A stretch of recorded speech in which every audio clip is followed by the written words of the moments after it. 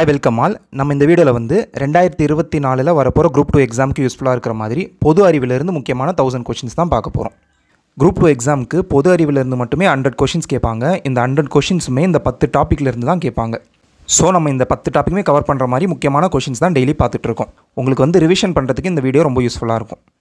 PDF வந்து நம்மளோட Telegram channel அதுக்கப்புறம் வாட்ஸ்அப்போட குரூப்பில் வந்து அப்லோட் பண்ணிடுவேன், பார்த்துக்கோங்க. ஃபஸ்ட் கொஷின், இருபுறமும் குளிந்த தட்டு வடிவ அமைப்பை கொண்ட செல் டேஷ் ஆகும். அதாவது இது மாதிரி ரெண்டு புறமும் குளிந்த தட்டு வடிவில் இருக்கும். ஆன்சர் ஆப்ஷன் சி, எரித்ரோசைட்டுகள். பொதுவாக ரத்தம் பொறுத்த வரைக்கும் 2 வகை இருக்கும். ஃபஸ்ட்டு பிளாஸ்மா, செகண்ட் வந்து இரத்த செல்கள். இதில் பிளாஸ்மா வந்து 55% இருக்கும், இரத்த செல்கள் வந்து 45% இருக்கும். இதில் இந்த பிளாஸ்மா வந்து திரவமாக இருக்கும். இந்த 2 வகையில் இந்த இரத்த செல்கள் மட்டும் 3 வகையாக பிரியுது. ஒன்று வந்து எரித்ரோசைட்ஸ், அதாவது RBCன்னு சொல்லுவாங்க, red blood cells. Second leukocytes, அதாவது WBCன்னு சொல்லுவாங்க. தேர்டு வந்து த்ரோம்போசைட்ஸ், இதை வந்து இரத்த தட்டுகள்னு சொல்லுவாங்க. இதில் இந்த எரித்ரோசைட்டுகள் பற்றி தான் இப்போ பார்க்க போகிறோம். எரித்ரோசைட்டுகள் தான் இந்த 3லேயே அதிக அளவில் இருக்கும். இது வந்து கொஷினாக கேட்டிருக்காங்க. நெக்ஸ்ட்டு எரித்ரோசைட்டுகள் தான் இருபுறமும் குளிந்த தட்டு வடிவத்தில் இருக்கும். இதை தான் நம்ம இப்போ பார்த்தோம். நெக்ஸ்ட்டு எரித்ரோசைட்டுகளோட லைஃப் ஸ்பேன் வந்து 120 நாட்கள். நெக்ஸ்ட்டு எரித்ரோசைட் வந்து எந்த இடத்துல உருவாகும்னு கேட்டால் எலும்பு மஞ்சையில் உருவாகும். நெக்ஸ்ட்டு இந்த எரித்ரோசைட்டுகள் வந்து எதனால் ரெட் கலரில் இருக்குதுன்னு கேட்டால் அதில் வந்து ஹீமோக்ளோபின் இருக்குது, அதனால தான் ரெட் கலரில் இருக்குது. இது எல்லாமே ப்ரீவியஸ் இயர் கொஷின், பார்த்துக்கோங்க. செகண்ட் கொஷின், 58வது ஞானபீட விருது 2023 பெற்றவர் யார்? Answer option C, both ANB. அதாவது ராமபத்ராச்சாரியர் அதுக்கப்புறம் குல்சார்.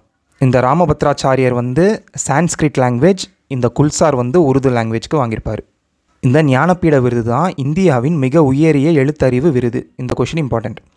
நெக்ஸ்ட்டு ஃபஸ்ட்டு 1965 தான் இந்த அவார்டு கொடுத்தாங்க.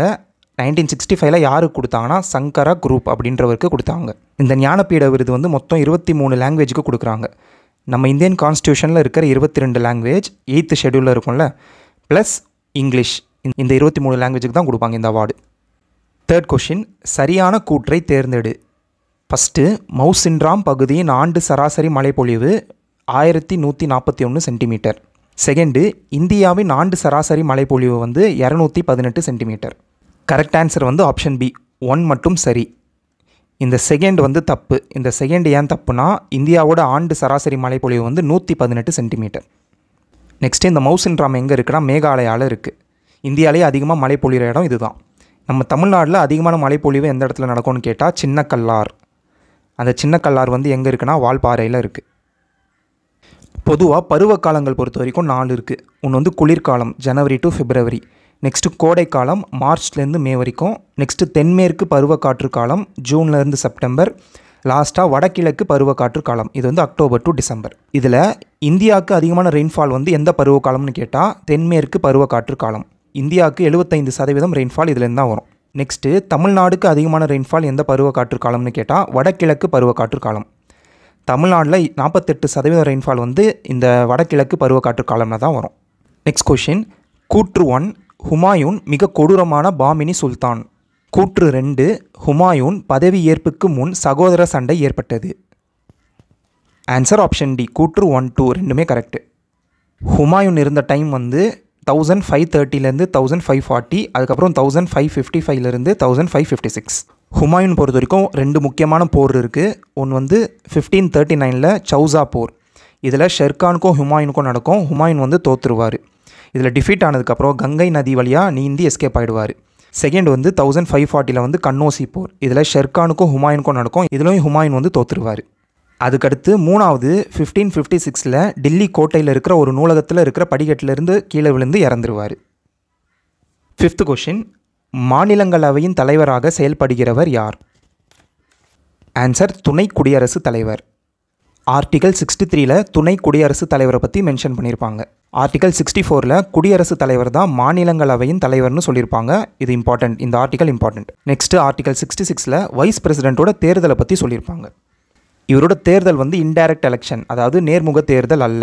இந்த எலெக்ஷனில் யாரெல்லாம் ஓட் போடுவாங்கன்னா லோக்சபா ராஜ்யசபாவில் இருக்கிற எல்லாருமே ஓட் போடுவாங்க.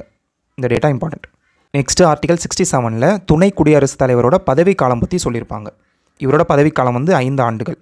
நம்ம இதுக்கு முன்னாடி வீடியோவில் பிரசிடெண்ட்டோட பதவிக்காலம் பார்த்தோம். அது வந்து 5 ஆண்டுகள். அதோட ஆர்டிகல் வந்து 56. 56னா பிரசிடென்ட், அப்படியே 67னா வைஸ் பிரசிடென்ட். 6th கொஷின், பின்வரும் எந்த திருத்த சட்டம் ஜிஎஸ்டியை அறிமுகப்படுத்தியது? ஆன்சர் 101. ஜிஎஸ்டியோட ஃபுல் ஃபார்ம் கேட்பாங்க. குட்ஸ் அண்ட் சர்வீஸ் டேக்ஸு, தமிழில் வந்து சரக்கு மற்றும் சேவை வரி. இது வந்து டைரக்ட் டேக்ஸா இன்டைரக்ட் டேக்ஸான்னு கேட்டால் இன்டைரக்ட் டேக்ஸ், அதாவது மறைமுக வரி. ஃபஸ்ட்டு இந்த ஜிஎஸ்டியை இம்ப்ளிமெண்ட் பண்ண கண்ட்ரி எதுன்னு கேட்டால் ஃப்ரான்ஸ். எந்த வருஷம்னு கேட்டால் 1954. இந்தியாவில் ஜிஎஸ்டி இம்ப்ளிமெண்ட் பண்ண டேட் வந்து ரொம்ப ரொம்ப இம்பார்ட்டண்ட். 1 ஜூலை 2017. அதாவது 1 ஜூலைனா 7வது மாதமா, இதுவும் 17 மாதிரியே இருக்குது, 2017 இப்படி ஞாபகம் வச்சுக்கலாம். 122வது திருத்த மசோதா ஜிஎஸ்டி பில்லை இதை பற்றி தான் சொல்லியிருப்பாங்க. திருத்த சட்டம் எதுன்னு கேட்டால் 101. அந்த 101வது சட்டம் இயர் வந்து 2016. நெக்ஸ்ட்டு இந்தியன் கான்ஸ்டியூஷனில் article 279A GST council form பண்ண சொல்லியிருப்பாங்க. 7th கொஷின், அலிப்பூர் குண்டுவெடிப்பு வழக்கில் மரண தண்டனை விதிக்கப்பட்டவர்கள் யார்? Answer option C, Barinder Ghosh, அதுக்கப்புறம் உல்லாஸ்கர் தத். 1906 வந்து ஹேமச்சந்திர கனுங்கோ அப்படின்றவர் வந்து பாரிஸ் போயிருப்பார். எதுக்காகனா இராணுவ பயிற்சிக்காக. இராணுவ பயிற்சி முடித்ததுக்கப்புறம் 1908 மணிக்தலா அப்படின்ற இடத்துல அங்கே வந்து பண்ணை வீட்டில் வந்து ஒரு பாம் ஃபேக்ட்ரி, அதுக்கப்புறம் ஒரு ஸ்கூல் வந்து செட் பண்ணியிருப்பாங்க. இந்த இடத்துல இருந்து என்ன பிளான் பண்ணியிருப்பாங்கன்னா, டக்ளஸ் கிங்ஸ்ஃபோர்டை வந்து கொலை பண்ணுறதுக்கு பிளான் பண்ணியிருப்பாங்க. இவரை கொலை பண்ணுறதுக்கு வந்து குதிராம் போஸ், அதுக்கப்புறம் பிரஃபுல்லா சாக்கி, இவங்க 2 பேரையும் அப்பாயிண்ட் பண்ணியிருப்பாங்க. இதில் குதிராம் போஸோட ஏஜ் வந்து 18, பிரஃபுல்லா சாக்கியோட ஏஜ் வந்து 19. இவங்க 2 பேருமே 1908 ஏப்ரல் 30 வந்து குண்டை வந்து வீசியிருப்பாங்க. ஆனால் இந்த குண்டில் வந்து டக்ளஸ் கிங்ஸ்ஃபோர்டு சாக மாட்டார். 2 இங்கிலீஷ் விமன் வந்து இறந்துருவாங்க. சரிங்களா, இந்த டேட் வந்து இம்பார்ட்டண்ட். இந்த குண்டு வெடிப்பில் நிறைய பேரை வந்து கைது பண்ணியிருப்பாங்க. அதில் இந்த அரவிந்த் கோஷும் பரீந்தர் கோஷும் முக்கியம். இந்த வழக்கை வந்து சித்தரஞ்சன் தாஸ் எடுத்திருப்பார், அதாவது இவங்களுக்கு சப்போர்ட் பண்ணி. இந்த கொஷினும் ப்ரீவியஸ் இயர் கொஷின். இதில் தீர்ப்பில் என்ன சொல்லியிருப்பாங்கன்னா, அரவிந்த் கோஷ் வந்து தப்பு பண்ணாருன்னு ப்ரூஃப் இல்லாதனால அவர் விட்டுருவாங்க. இந்த பரீந்தர் கோஷ் அதுக்கப்புறம் உல்லாஸ்கர் தத் இவங்க 2 பேருக்குமே மரண தண்டனை கொடுத்துருப்பாங்க. ஃபஸ்ட்டு மரண தண்டனை கொடுத்துட்டு அதுக்கப்புறம் தண்டனையை வந்து கம்மி பண்ணிட்டாங்க. இதை தான் கொஷினில் கேட்டிருந்தாங்க, ஸோ பார்த்து வச்சுக்கோங்க. இது ஃபுல்லாகவே 12th ஹிஸ்ட்ரியில் இருக்கிற டேட்டா. 8th கொஷின், ஓடா நிலையில் ஆங்கிலேயருக்கு எதிராக கொரில்லா போர் முறையை கையாண்டவர்? ஆன்சர் தீரன் சின்னமலை. தீரன் சின்னமலையோட ஒரிஜினல் நேம் வந்து தீர்த்தகிரி. தீரன் சின்னமலையை வச்சு முக்கியமான 3 போர்கள் இருக்குது. ஒன்று வந்து 1801 வந்து காவேரி கரையில் நடந்த போர். நெக்ஸ்ட் 1802 ஓடா நிலையில் நடந்த போர். நெக்ஸ்ட் 1804 அரூரில் நடந்த போர். இவரை தூக்கில் இடப்பட்ட நாள் எப்போன்னு கேட்பாங்க. 1805 ஜூலை 31. எந்த இடத்துலனா சங்ககிரியில் இருக்கிற கோட்டையில். இவரை காட்டி கொடுத்தது வந்து இவரோட குக்கு பேர் வந்து நல்லப்பன். தீரன் சின்னமலை பொறுத்த வரைக்கும் இதெல்லாம் கொஞ்சம் இம்பார்ட்டன்ட் டேட்டாஸ். 9th கொஷின், மக்களை தேடி மருத்துவம் திட்டம் எப்போது தொடங்கப்பட்டது? Answer August 5, 2021. மக்களை தேடி மருத்துவம் வந்து ஆகஸ்ட் 5, 2021 ஸ்டார்ட் பண்ணியிருப்பாங்க. கிருஷ்ணகிரியில் சமணப்பள்ளின்ற இடத்துல தான் ஸ்டார்ட் பண்ணியிருப்பாங்க. 10th கொஷின், நன்கு கலைக்கப்பட்ட சீட்டு கட்டிலிருந்து ஒரு ராஜா அல்லது ஒரு ராணி அல்லது ஒரு படைவீரனா ஜாக்குன்னு சொல்லுவோம், வருவதற்கான நிகழ்தகவு. ஃபஸ்ட்டு நிகழ்தகவுனா என்னென்னு சிம்பிளாக சொல்கிறேன். இப்போது ஒரு வாரத்தில் ஞாயிற்றுக்கிழமை வருவதற்கான நிகழ்தகவு, அதாவது சண்டே வர்றதுக்காக ப்ராபபிலிட்டி என்னென்னு கேட்குறாங்க. இப்படி கேட்டால் என்ன பண்ணலான்னா, ஒரு வாரத்தில் மொத்தம் எவ்வளோ நாள்னா 7 நாட்களா, அதை வந்து டினாமினேட்டரில் போடுவீங்க. எப்போவுமே ஓவராலாக கீழே போடுவீங்க. ஒரு வாரத்தில் Sunday, Monday, Tuesday, Wednesday, Thursday, Friday, சாட்டர்டேன்னு 7 இருக்குது. அதை தான் கீழே போட்டிருக்கோம். அந்த 7ல் சண்டே வந்து ஒரே ஒரு நாள் தானே இருக்குது. ஸோ 1 மேலே போடுவீங்க. இவ்வளோ தான் நிகழ்தகவு. அதாவது 7ல் ஒரு சான்ஸ் இருக்குதுன்னு சொல்கிறது தான் கரெக்டான ஆன்சர். இப்போ அதே தான் நம்ம இங்கே அப்ளை பண்ண போகிறோம். நன்கு கலைக்கப்பட்ட சீட்டு கட்டு. ஃபஸ்ட்டு டினாமினேட்டரில் ஒரு வேல்யூ போடுவோமா, இங்கே 7 போட்டிருக்கிற மாதிரி அந்த வேல்யூ தான் கண்டுபிடிக்கணும். சீட்டு கட்டுன்னு சொல்லியிருக்காங்க. அப்போது சீட்டு கட்டில் மொத்தம் எவ்வளோ கார்ட்ஸ் இருக்கும்னா 52 கார்ட்ஸ் இருக்கும். அதை தான் இங்கே கீழே போடுவீங்க. அந்த 52 கார்ட்ஸில் வந்து ஹார்ட்டுன்னு சொல்கிறது 13 இருக்கும். அதுக்கப்புறம் டைமண்டுன்னு சொல்கிறது 13 இருக்கும்.